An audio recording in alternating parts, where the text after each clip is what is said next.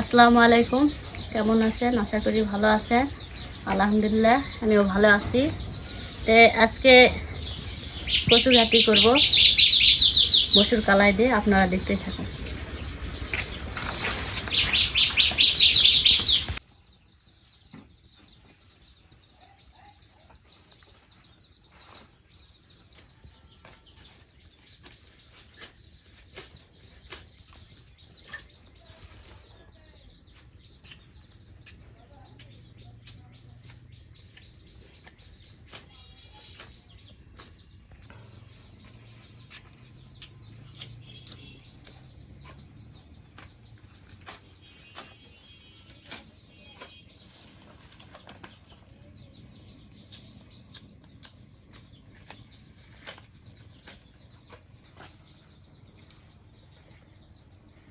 আমি এইভাবে কচুগুলো কাটে নিব। দেখুন,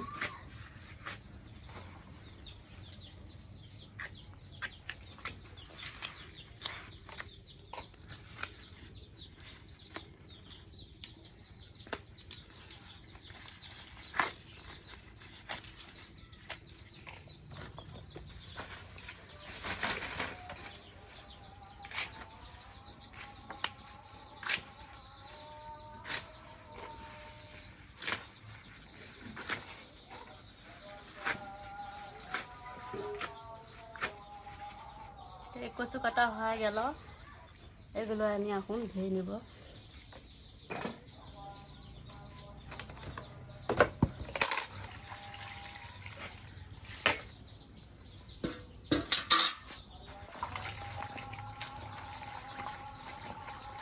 কচুগুলো এভাবে কচলে ধুয়ে নেবেন। ধুয়ে নেবেন।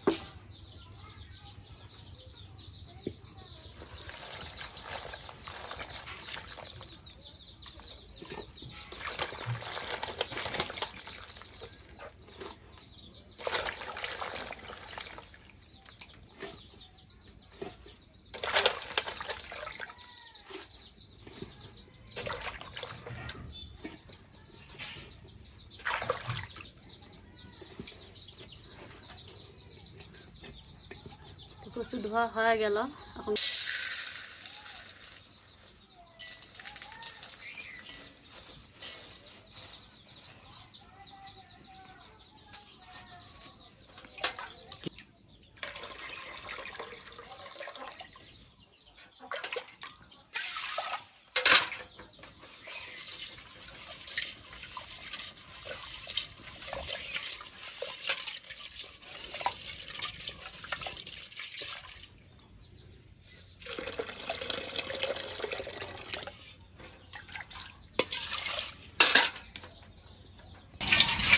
তো কলাইগুলো ধোয়া হয়ে গেল, এবং কলাইগুলো কচুর দিয়ে দেব।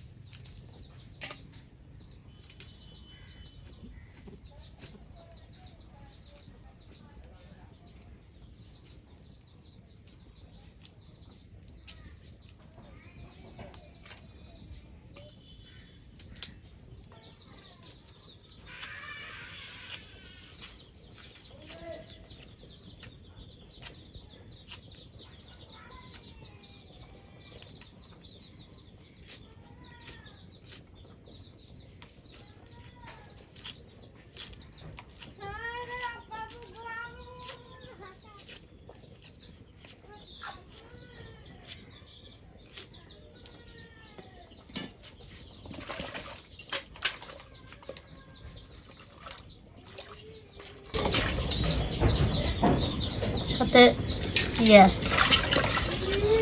রসুন দিলাম, লবণ দেব,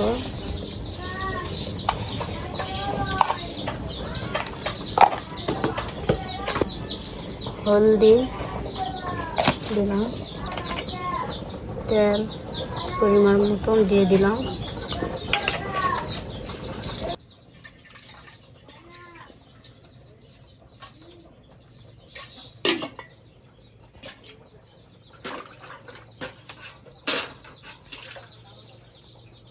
পরিমাণ মতন পানি দিয়ে দিব।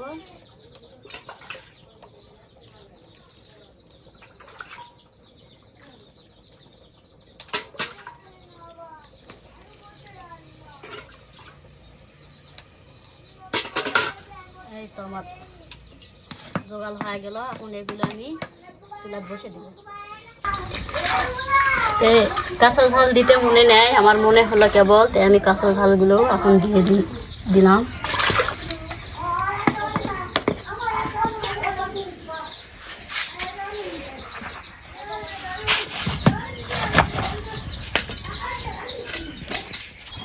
আমি তুলে দিলাম। এখন ভালো করে আমি জাল দিব, যাতে যেন তাড়াতাড়ি হয়।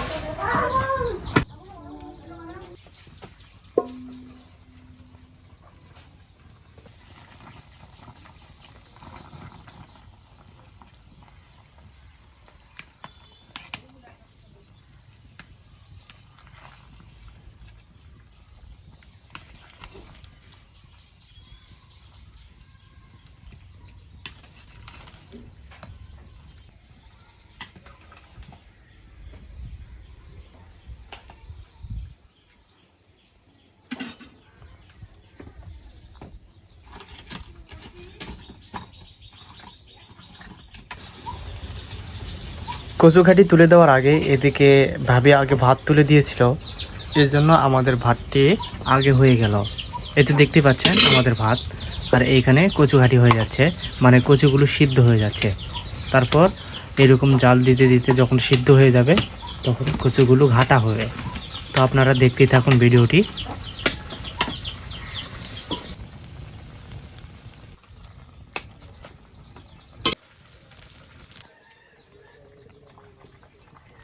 আমার কচুগুলা সিদ্ধ হয়ে গেল। কচুগুলো পানিগুলা নিংড়ে নেব, নিংড়ে নিয়ে এগুলো ঘাটবো।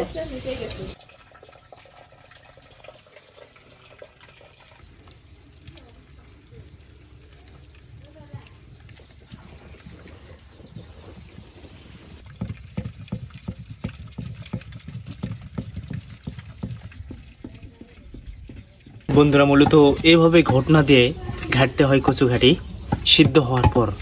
এভাবে ভালো করে সিদ্ধ করে নেওয়ার পর এভাবে ঘটনা দিয়ে ঘাটতে হবে। তারপর এগুলো পেঁয়াজ ঝাল রসুন মানে সবটি কিছু দিয়ে তেল দিয়ে তারপর তেলানে দিতে হবে।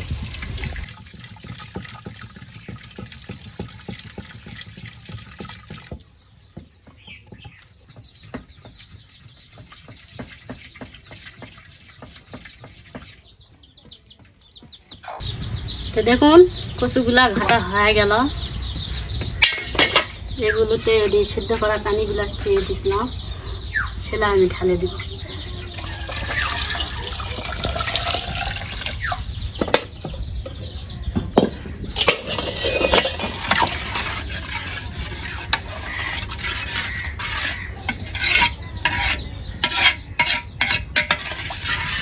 ঘাটাঘাটির পর এরকম করে আরেকটু গরম করে নেব, তারপর এগুলো তেলানে দেব।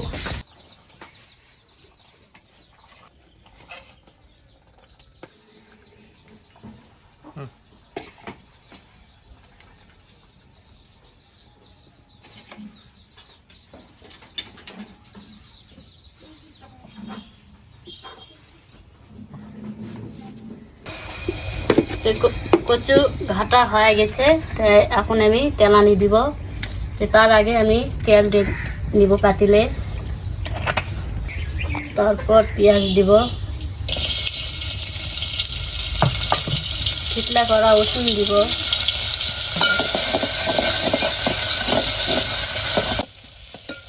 পেঁয়াজটা এভাবে ভাজা ভাজা করে নিয়ে লাল লাল যখন হবে তখন আমি এতে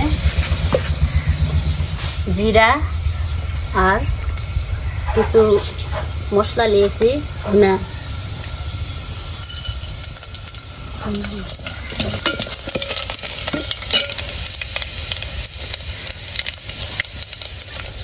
তেজপাতা।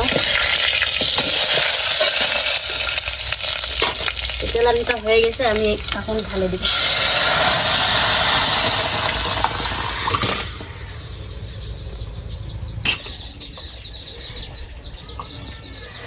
এই তো আমার কচু ঘাটি হয়ে গেছে, এগুলো আমি ঢেলে দিয়ে আমার ছোট ভাইকে ভাত খাবার দিব, দেখি খেয়ে সে কি বলে।